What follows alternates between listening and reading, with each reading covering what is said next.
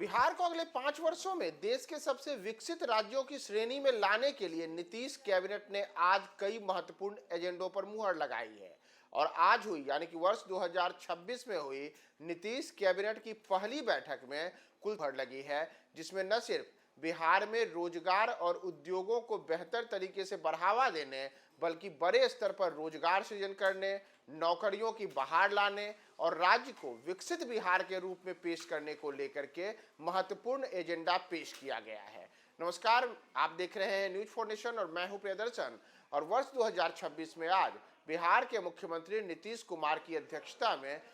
आज बिहार कैबिनेट की पहली बैठक हुई। और बिहार कैबिनेट की हुई इस पहली बैठक में जैसा मैंने आपको बताया कि कुल लगी है, और इसमें सबसे महत्वपूर्ण जो आज राज्य सरकार की ओर से अपनी रूपरेखा पेश की गई है वह यह है कि बिहार को अगले 5 वर्षों में विकसित राज्य बनाने की दिशा में काम करना है। और इसे लेकर के बाकायदा मंत्रिमंडल सचिवालय की ओर से के विभाग के अंतर्गत जो बातें कही गई है उसके अनुसार राज्य में विकास की गति को और तेज करने तथा अगले 5 वर्षों में बिहार को देश के ऊपर के विकसित राज्यों की श्रेणी में शामिल करने के उद्देश्य से मंत्रिमंडल सचिवालय विभाग के संकल्प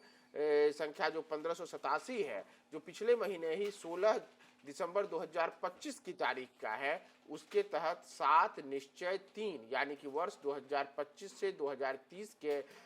अवधि के दौरान विकासात्मक एवं लोक कल्याणकारी कार्यक्रम और नीतियों को लागू करने को लेकर के महत्वपूर्ण निर्णय लिया गया है। इसमें 7 निश्चय 3 के तहत अगले 5 वर्षों में जिन योजनाओं को सम्मिलित किया जाएगा उनकी नियमित समीक्षा और अनुश्रवण की आवश्यकता को ध्यान में रखते हुए इन योजनाओं के पर्यवेक्षण और अनुश्रवण का दायित्व बिहार विकास मिशन को दिए जाने को लेकर के निर्णय लिया गया है, ताकि इनका क्रियान्वयन बेहतर तरीके से हो सके। यानी कि अगले 5 वर्षों में राज्य में कैसे बेहतर तरीके से विकास हो, उस दिशा में महत्वपूर्ण निर्णय लिया गया है। और जैसा मैंने आपको बताया कि बड़े स्तर पर नौकरियों और रोजगार को सृजित करने को लेकर के भी महत्वपूर्ण निर्णय लिया गया है। इसमें विधि विभाग से जुड़ा हुआ एक महत्वपूर्ण फैसला लिया गया है, जिसके अंतर्गत पटना उच्च न्यायालय में कोर्ट मैनेजर के 2 पद तथा राज्य के 37 व्यवहार न्यायालयों के लिए कोर्ट मैनेजर के 37 पदों को स्थायी रूप से सृजित करने का फैसला लिया गया है।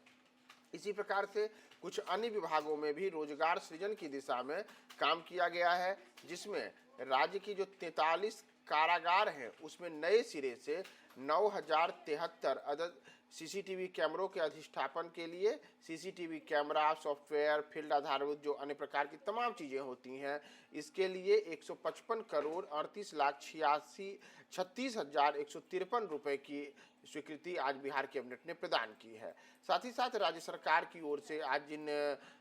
चीज़ों को लेकर के महत्वपूर्ण निर्णय लिया गया है उसमें ऊर्जा विभाग से जुड़े हुए एक महत्वपूर्ण निर्णय में Bihar state power transmission company limited के जो क्षेत्र के अंतर्गत आता है इंटीग्रेटेड मैन्युफैक्चरिंग क्लस्टर, जो गया जी परियोजना के अंतर्गत है, उसके लिए कुल 33 करोड़ 29 लाख रुपए की नई योजना स्वीकृत की गई है। इसी प्रकार से कृषि विभाग के अंतर्गत 293 पदों के समर्पण और इसके अंतर्गत पौधा संरक्षक पर्यवेक्षक के 194 पद और पौधा संरक्षण निरीक्षक के 99 पद यानी कि 293 अतिरिक्त पदों के सृजन को लेकर के आज महत्वपूर्ण निर्णय लिया गया है। और साथ ही साथ जल संसाधन विभाग के अंतर्गत भी एक महत्वपूर्ण फैसले में जो जुलाई 2025 में रांची में संपन्न हुई पूर्वी क्षेत्रीय परिषद की बैठक में लिए गए निर्णय थे, उसके आलोक में बिहार के हिस्से में बाण सागर समझौते के अंतर्गत मिलने वाला जो 7.75 मिलियन एकड़ फीट जल है, उसमें से 5.75 मिलियन एकड़ जल यानी कि MAF अब झारखंड को आवंटित किए जाने एवं केंद्रीय जल आयोग भारत सरकार के द्वारा जो निर्गत तमाम इकरारनामा है उसकी स्वीकृति आज बिहार ने प्रदान की है। यानी कि अब बाण सागर बांध से बिहार के हिस्से में जो कुल आता था पानी 7.75 MAF, उसमें से 5.7 MAF पानी बिहार को और 2 MAF पानी अब झारखंड को जाएगा। इसी प्रकार से जल संसाधन विभाग से जुड़े हुए कुछ अन्य निर्णय भी लिए गए हैं। साथ ही साथ डेयरी, मत्स्य एवं पशु संसाधन विभाग के अंतर्गत एक महत्वपूर्ण निर्णय में इसके अंतर्गत राज्य में जो कर्मचारी परिचारी संवर्ग में इस विभाग के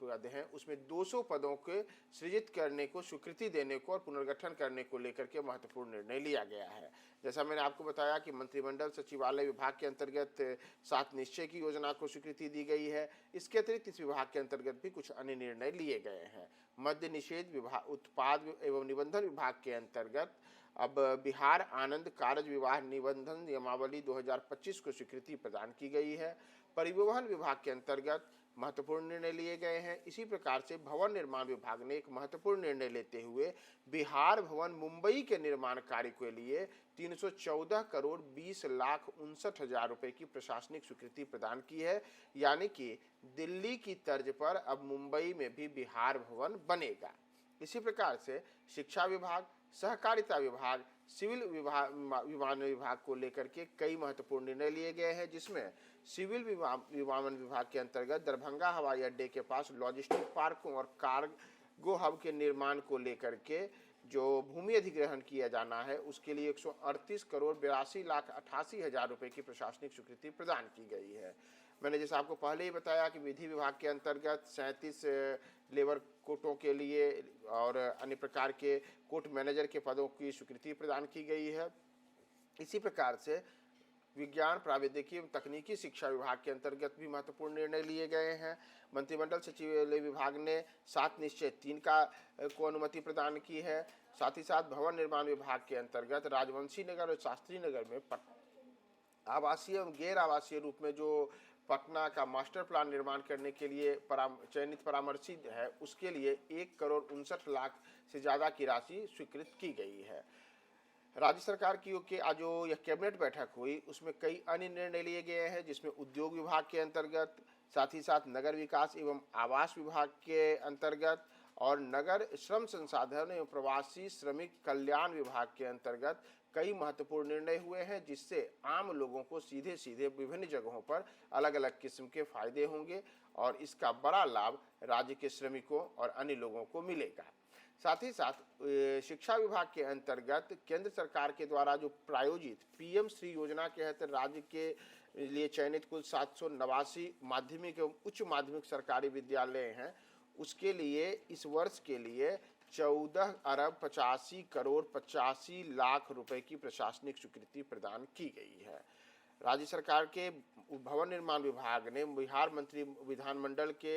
जो वरिष्ठ माननीय सदस्यगण हैं जो मंत्रिपरिषद के सदस्य नहीं हैं उनको विधानमंडल पूल में निर्वाचन क्षेत्रवार करणांकित आवास के अलावा पटना केंद्रीय पूल से कुल 15 आवासों को मानक किराया पर अतिरिक्त आवास के रूप में सशर्त आवंटित करने की स्वीकृति